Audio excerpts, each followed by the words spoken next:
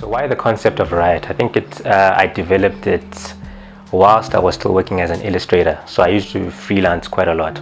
I mean, I think I started freelancing in fact, as a student as well.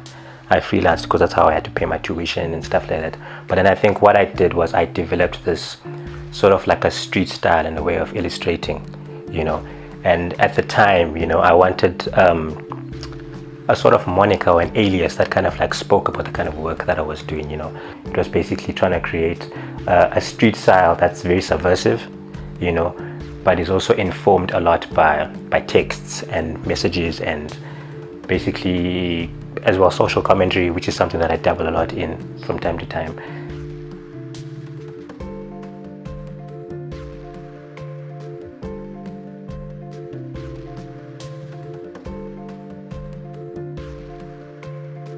Almost all the time. I think the problem, I wouldn't call it a problem, but I think the thing that a lot of creatives in the continent are facing is some form of an identity.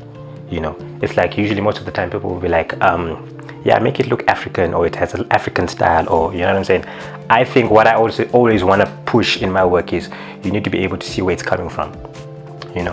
I'm from Bulawayo, born and bred in Zim, and I've been living in South Africa for the last 11 years now, and obviously you do get influenced by your surroundings and whatnot, but I think in the kind of work that I do, I constantly want my identity to come through, and also my influences as well. I think what I would like to change within the current creative or advertising industry, for example, through my work is probably the first thing is the way the narrative, in fact the black narrative, in the terms of the way our stories are being told, whether it's been the imagery or it's in like short plays or short advertising clips or commercials and stuff.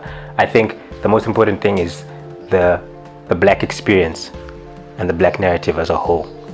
I think that's what I would like my work to change, because I mean, to be honest, I'm seeing you put on the TV, for example, and it's very patronizing to see us still dancing for airtime,